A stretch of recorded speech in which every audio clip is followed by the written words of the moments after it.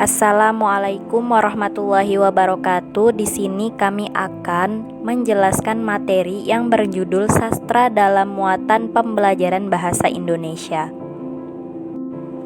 Materi yang pertama yaitu pembelajaran bahasa Indonesia. Yang pertama, pengertian bahasa, yaitu sejarah bahasa. Bahasa ternyata juga tak muncul begitu saja. Bahasa memiliki sejarahnya tersendiri, dan sebenarnya tidak ada kesepakatan dari para sejarawan mengenai bagaimana sejarah resmi dari bahasa ini. Dari berbagai data sejarah, bahasa di dunia sangatlah banyak dan beragam.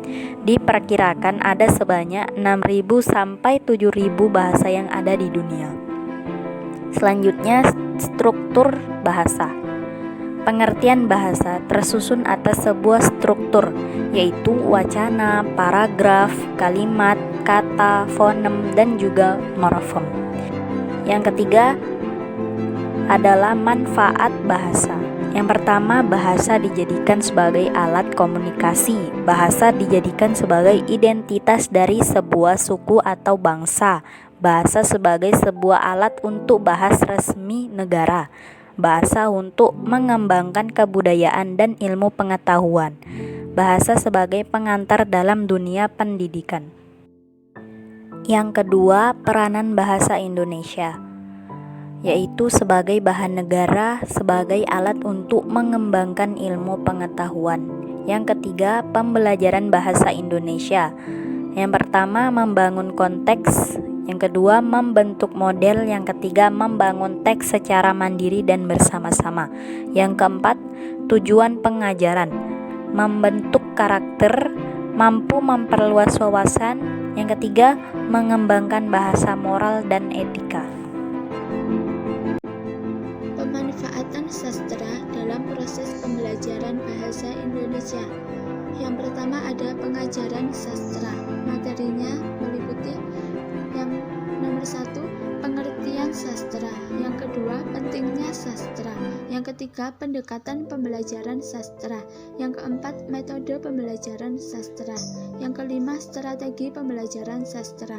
Yang keenam, orientasi model pembelajaran. Selanjutnya nomor 2, pemanfaatan karya sastra. Materinya meliputi nomor 1, merancang pembelajaran bahasa Indonesia berbasis prosa. Nomor 2, merancang pembelajaran bahasa Indonesia berbasis puisi. Yang ketiga, merancang pembelajaran bahasa Indonesia berbasis drama. Yang keempat, merancang pembelajaran bahasa Indonesia berbasis pantun. Yang kelima, merancang pembelajaran bahasa Indonesia berbasis gurindam. Yang nomor 3, ada fungsi sastra, meliputi fungsi rekreatif, fungsi didaktif, fungsi estetis, fungsi moralitas, dan fungsi religius. Nomor 4, ada konteks pemanfaatan sastra, meliputi yang pertama ada kegiatan berbasis sastra, yang kedua bahan ajar mendengarkan dan berbicara berbasis sastra. Selanjutnya nomor 5, tujuan pembelajaran sastra, yaitu materinya meliputi nomor 1, mengembangkan keterampilan berbahasa. Yang kedua, meningkatkan pengetahuan budaya. Yang kelima, membangun cipta dan rasa. Langkah-langkah pembelajaran bahasa Indonesia. Yang pertama, berbasis prosa. Langkah yang pertama, mengambil salah satu pokok bahasan berbasis prosa dalam silabus. Misalnya, unit 3, kelas 5, semester 2, dengan tema penghargaan terhadap bahasa dan sastra Indonesia. Subtema berupa prosa.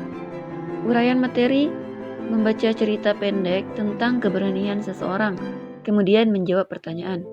Kompetensi dasar, siswa-siswi mampu mengenal, memahami, dan menghargai bahasa dan sastra Indonesia yang berbentuk prosa, khususnya cerita pendek, serta dapat menyatakan secara lisan maupun tulisan.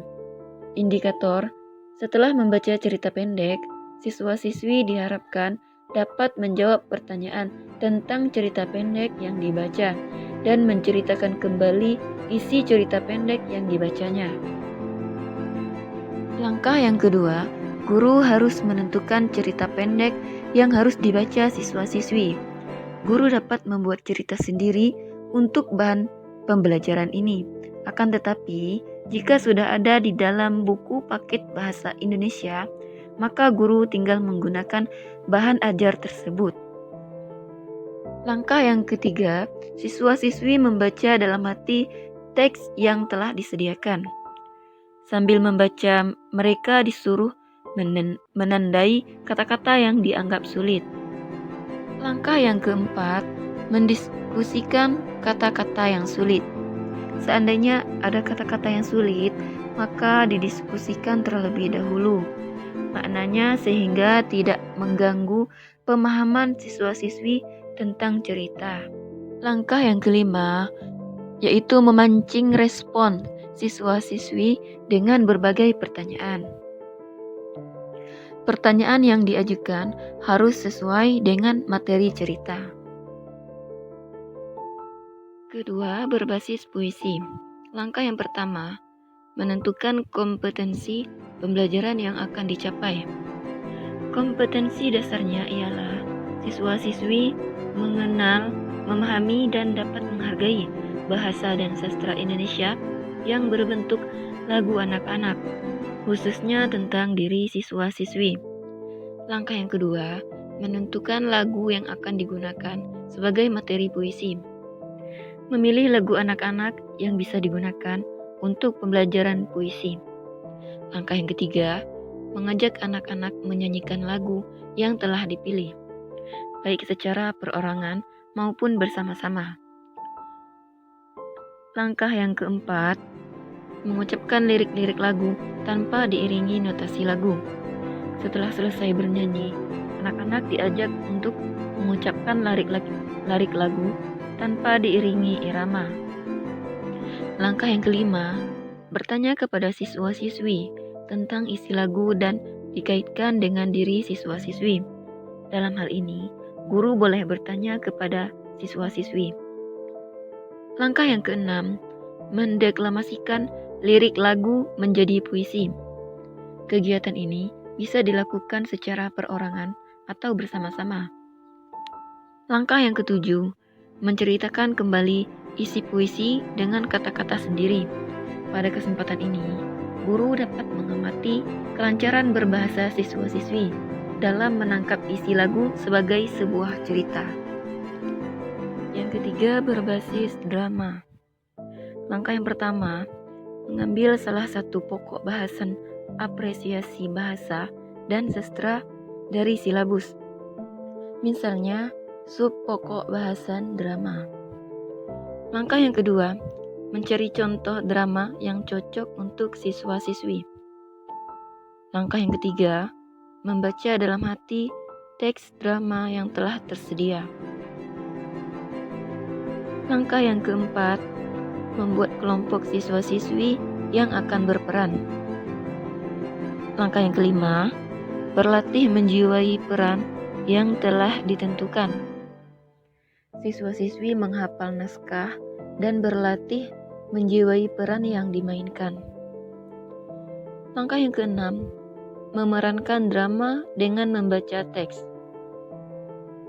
Langkah yang ketujuh, guru memberikan penguatan terhadap penampilan siswa-siswi, baik dari segi ketetapan ucapan, gaya atau sikap, gerak-gerik mimik, dan mental. Sekian dari kelompok kami. Wassalamualaikum warahmatullahi wabarakatuh.